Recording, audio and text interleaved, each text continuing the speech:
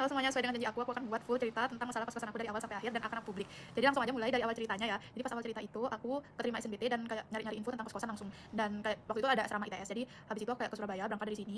Dan waktu sampai ke asrama itu aku tuh sama ibuku baru tahu kalau misalnya asrama itu gak bisa dikunjungin sama orang tua. Nah, ibuku tuh maunya asrama itu bisa dikunjungin sama orang tua. Jadi setelah itu kayak setelah nanya-nanya panjang lebar sama satpam dan nanya soal perumdas itu kan. Akhirnya itu kayak ada satu satpam, ya aku gak akan sebutkan namanya gitu ya kan. Itu kayak ngarahin kita. Jadi aku sama orang tua aku tuh kayak naik mobil gitu ikutin satpam itu ke daerah Perumdos. Nah, akhirnya pas sampai di daerah Perumdos itu tunjukin ke berapa kos sebenarnya, cuman pas aku tuh cuma ambil di kos pertama, jadi ada dua pilihan kata satpamnya ini. Yang pertama itu ya di kosnya aku itu. Nah, akhirnya kayak pas masuk kosnya itu kan harganya tuh kayak 1,8 ya guys, dan DP-nya tuh 500. Waktu itu kayak ibu kan ngobrol sama pak kosnya ini, dan kayak pak kosnya ini kenal sama keluarganya ibuku gitu loh, jadi kan ibu kan merasa oke aman gitulah istilahnya. Dan waktu itu sama ayahku memang kayak udah langsung DP aja gitu, akhirnya DP tunai 500 tuh. Nah udahlah, setelah itu kan udah lama nih gak diurusin. Suatu ketika kayak aku itu di grup chat-chatannya aku ya, di kayak jurusan itu ngomongin tentang kos-kosannya aku gitu. Bukan kos-kosannya aku sih, lebih tepatnya kayak kos-kosannya mereka. Dan aku bilang kalau misalnya aku kos di Perumdas, ternyata banyak tuh yang kos di Perumdas juga. Pas di grup jurusanku itu kayak kita tuh nulis nama-nama IG dan follow-followan IG masing-masing anak gitu loh, jadi bebas lah mau follow mau enggak sebenarnya ya. Nah terus habis itu ada satu anak ya, namanya itu kita bilang aja Sika, anak Despro. Dan dia ya kita ngobrol istilahnya, dan ternyata dia juga ngaku di Perumdas. Ya aku excited dong, wah kamu Perumdas juga, di mana? Aku tanya alamatnya, oh aku di blok T nih gitu ya kan, nomor sekian sekian sekian gitu. Loh kok sama? Wah kan kayak pasti ada jiwa senang dong, kayak yes ada teman bareng nih, kalau kemana-mana sampai malam kan bisa bareng kita berdua ya sama cewek gitu. Jalannya kayak gitu pas awal-awal, tapi nyatanya kayak aku tuh mulai tanya-tanya kan, kamu kamarnya nomor berapa? Aku kamarnya nomor 7 gini-gini. Coba dong lihat, emang beneran ya intinya emang kamu di mana? Cuman dia tuh ngirimin video gitu guys. Nah pas aku buka videonya, set, kalian tahu guys, itu literally adalah kamar yang memang aku DP waktu itu. Boom banget kan? Tapi tunggu, gak sampai situ. Aku kan waktu itu kayak berusaha berpositif thinking ya. Soalnya kayak pak kosnya ini bilangnya nanti ada yang pindahan kok September gitu. Tapi aku tempatnya di situ guys, di kamar nomor 7 itu. Nah jadi ya kan, jadi aku tuh kayak tanya, ini beneran ya kamar gini-gini? Pokoknya kita tuh apa ya, istilahnya kita tuh saling chat-chatan, berkomunikasi beneran kayak ini jangan-jangan kita ditipu gitu kan. Gak lucu kan, kamu mau pindahan gitu, tahu-tahu ada temenmu juga satu jurusan di depan satu pintu yang satu kamar yang sama. Gak lucu banget? Kalau kalian ada di posisi aku, menurut kalian apa yang akan kalian lakukan? Waktu itu aku langsung laporan ke orang tua aku kayak ini ada masalah gini, dan ya kayak ibuku berusaha dong ngubungin sama ke pak kosnya itu. Ternyata pak kosnya tidak menjawab guys, literally memanggil, walaupun pulsa tuh kayak memanggil. Dan itu pas banget momennya tuh setelah Idul Adha kalau gak salah ya. Nah akhirnya ibuku tuh cari ide gimana caranya ke sana untuk memastikan kalau misalnya itu beneran akan jadi kamar milikku gitu. Nah terus ya akhirnya ibuku tuh memutuskan kayak oh ini kan bednya masih belum diukur ya, buat beli spray kayaknya harus itu apa, harus ukur gimana kalau kita ke sana dengan alasan itu. Oke, berangkatlah kita ke sana. BTW itu kayak apa ya istilahnya, aku tuh duluan, terus si K ini setelah aku. Nah itu ketahuan dari chat gitu, kayak aku nih tanggal segini loh, sedangkan kayak si K ini 1 hari setelahku. Jadi kayak kok bisa gitu, kok bisa kayak gini, kedobel, aneh kan. Nah udahlah tuh, udah berangkat ke sana kan, awal-awal tuh kayak dipanggil-panggil assalamualaikum gitu, gak beneran guys, kayak lama banget guys, ada 15 menit 20 menitan aku tuh kayak nganggur di luar gitu, kayak cuma assalamualaikum gitu guys. Terus ya habis itu udah nih, aku mau balik, udah deh kita balik aja atau enggak kita tanya satpam aja gitu ya kan. Udah tiba-tiba ada seorang ibu-ibu datang, ibu-ibu ini datang terus langsung dong dihampiri oleh ibuku kayak ini pak kosnya ada gitu. Oh saya bu kosnya, oh ternyata dia itu bu kosnya. Nah udahlah tuh kita masuk ya ke dalamnya, dan masuk ke dalam tuh kayak oh my god guys, kalian harus tahu, ibuku tuh kayak langsung ngeliat tuh ya di nomor 7 tuh tulisannya tuh namanya Sika ini. Ya bayangin kalian jadi ibuku kayak kesel pasti kan.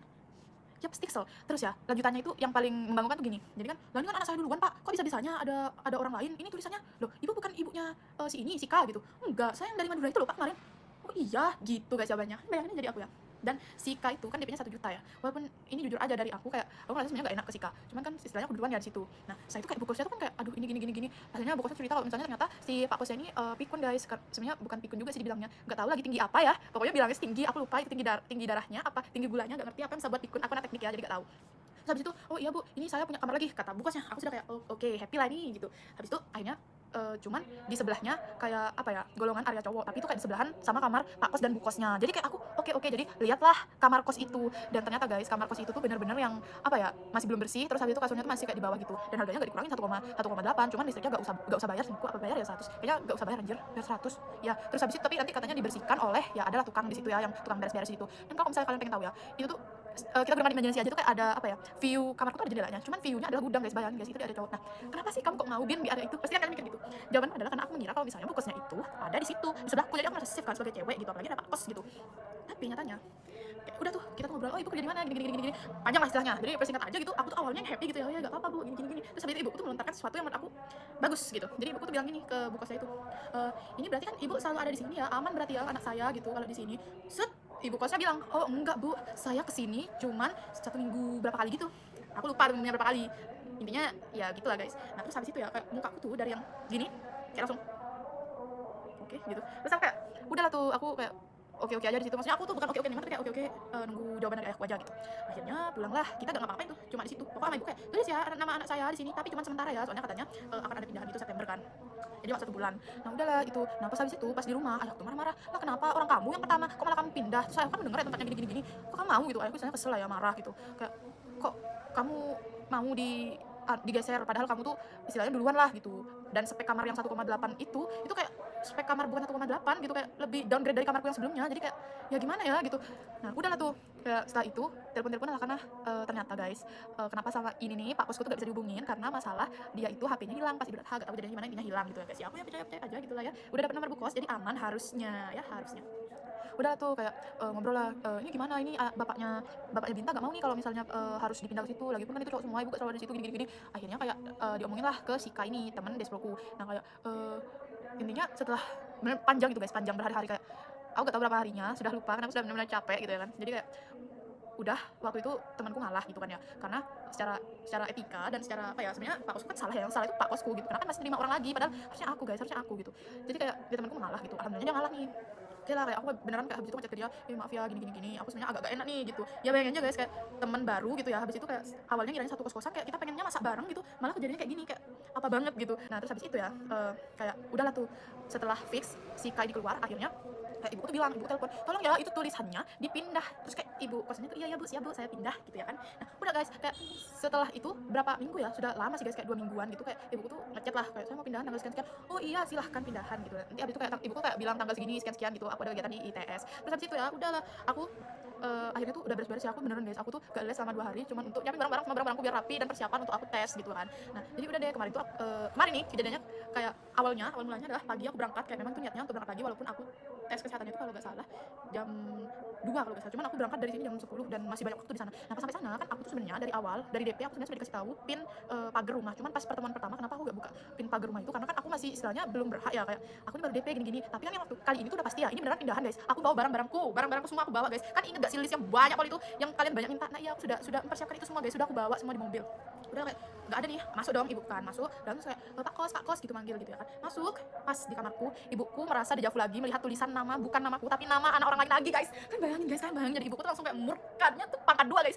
Kayak udah dejavu, ini udah aku bawa barang-barang itu semua ke sini. Terus kayak ini kan sama ini berarti kita dibohongin ya guys. Benar guys, sumpah. Parah banget. Kayak, Pak Kos manggil dong ibuku. Gak keluar tuh, akhirnya ibuku keluar kan, bilang kayak ke supirku, Pak ini ada yang nempatin lagi Pak kayak kemarin. Wah udah tuh, supirku juga kayak yang awalnya biasa-biasa aja, kok bisa Bu Anwan. Akhirnya si Pak Kos tuh baru keluar gitu, kayak istilahnya dia tuh berpakai baju batik gitu lah gitu ya kan, keluar dari kamar dia dan keluar gitu kayak ke pagar gitu kan, aku sudah kayak mau ngobrol-ngobrolin situ kan. Nah terus habis itu kayak loh Pak gimana sih, langsung ibuku tuh langsung gini, Pak gimana sih kok itu ada nama anak orang lain di situ, kan itu punya saya gitu, punya anak saya gitu. Nah terus kayak bapaknya tuh gini, loh ini yang dari Madura itu ya, yang dari Madura itu gitu guys, beneran ingetin nadanya tuh kayak gitu guys. Nah terus habis itu ya kayak ya gimana Pak orang anu ini, masa sih bu, nah gitu guys nadanya guys. Aku beneran ingat guys, aku tuh cuma diem guys, karena waktu itu kan aku belum tes kesehatan, aku berusaha untuk kayak menetralisir diriku agar tekanan darahku tuh tidak tinggi kan. Jadi udah lah guys, aku tuh udah masuk nih ke dalam nih, kayak ibuku tuh udah marah tuh, kayak ini loh Pak, ini siapa Pak. Terus Pak Kosnya dengan apa ya, dengan bisa dibilang santai ya jawabnya tuh kayak, ini bukan saya yang nulis Bu, ini pasti Bu Kos ini yang nulis. Nah kan Bu Kos. Terus ibuku langsung gini, gak mungkin Bu Kos, orang Bu Kos yang nyuruh saya kesini untuk pindahan, kenapa bisa-bisanya Bu Kos itu. Nah akhirnya guys, kayak aku tuh kayak udah gini dong, sabar. Terus kayak Pak Kosku tuh kayak gini guys, gimana ya, aku harus meragain nih, kayak gini nih, aduh gitu, kayak muter-muter dia. Aku pas ngeliat itu kayak setelah aku nyabarin ibuku tuh ya, aku langsung keluar guys, karena menurut aku gak ada gunanya aku di situ, aku hanya akan membuat tekanan darahku tinggi. Aku hanya memutuskan untuk keluar, karena itu kayak masalah untuk orang tua dan orang tua, aku kayak gak cocok di situ. Jadi aku akhirnya keluar. Dan saat keluar gerbang, aku langsung chat Sika, Sika ini ada masalah lagi nih. Langsung lah tuh, Sika tuh fast respon. Akhirnya dia kayak, ini kenapa gini, iya ini ada nama orang lain lagi. Aku gak bisa ngebayangin sih, kayak Sika tuh kayak awalnya kan mungkin dia ngerasa kayak, aduh yaudahlah aku relain aja, mungkin gitu ya mikirnya. Tapi kayak sekarang kasihan banget, untung aku sudah keluar duluan jauh dari itu. Ya gak sih, kayak aku tuh beneran guys, kalian bayangin tanggal 23, nanti tanggal 1 aku pengukuhan guys, ini nyari kos-kosan di mana gitu ya kan.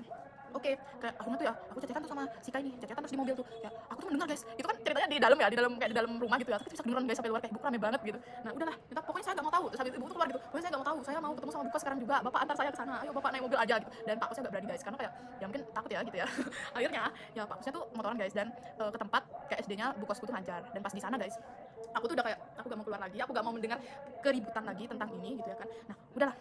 Akhirnya kayak setelah apa ya, jalan berapa waktu Bu Kosnya keluar dari sekolah SD. Nah terus juga kayak ngobrol-ngobrol lah mereka, terus kayak aduh udahlah gitu, aku gak mau mendengarkan apa-apa lagi. Nah pas habis itu kan ibuku masuk, nah ibuku tipe yang langsung cerita guys ke aku. Jadi ibuku cerita langsung, ibu cerita kalau misalnya si S itu sudah DP 5 juta guys, dan 5 jutanya tuh April. Aneh kan, aku tuh kayaknya aku nyari antara Juni apa Juli, aku lupa ya. Aku nyari, bukan Juli lagi guys, Juni bener. Aku nyari kos-kosan itu kan Juni akhir. Pokoknya setelah itu setelah pengumuman, aku lupa setelah pengumuman tuh apa, tapi intinya 2 hari setelah pengumuman aku langsung berangkat ke rumah Pak Kuswin. Ternyata itu sudah dari April guys. Kan kayak udah bayar 5 juta lo kok bisa gitu. Ternyata tulisan itu, jadi bu kosnya itu sebenarnya sudah tahu dari 2 hari yang lalu guys. Kalau misalnya waktu terjadi keributan antara aku dan Sika itu, bu kosnya tuh ngecek gitu loh, kayak ada bukunya. Nah ternyata si Pak Kosnya sudah nerima orang lain. Ini katanya ya, aku gak tahu sih mereka beneran nerima April apa karena mereka nerima karena DP-nya lebih besar, padahal aku sudah fix loh guys mau di situ. Caranya tuh gitu. Sumpah ya, pas kejadian yang kali ini itu aku tuh beneran kayak sama Sika tuh udahlah kamu pindah kos aja kalau misalnya kayak gitu, udah parah banget, banyak banget masalahnya ya guys, bener banyak banget masalahnya gitu. Dan aku tuh kayak sama ibuku, gimana kalau misalnya kamu PP aja, dan aku bilang kayak ya oke, boleh PP aja gitu kan. Agustus tuh gak sepadat itu ya guys, jadi kayak walaupun, tapi minusnya adalah aku harus berangkat lebih pagi karena aku PP-nya lumayan jauh kan dari Madura.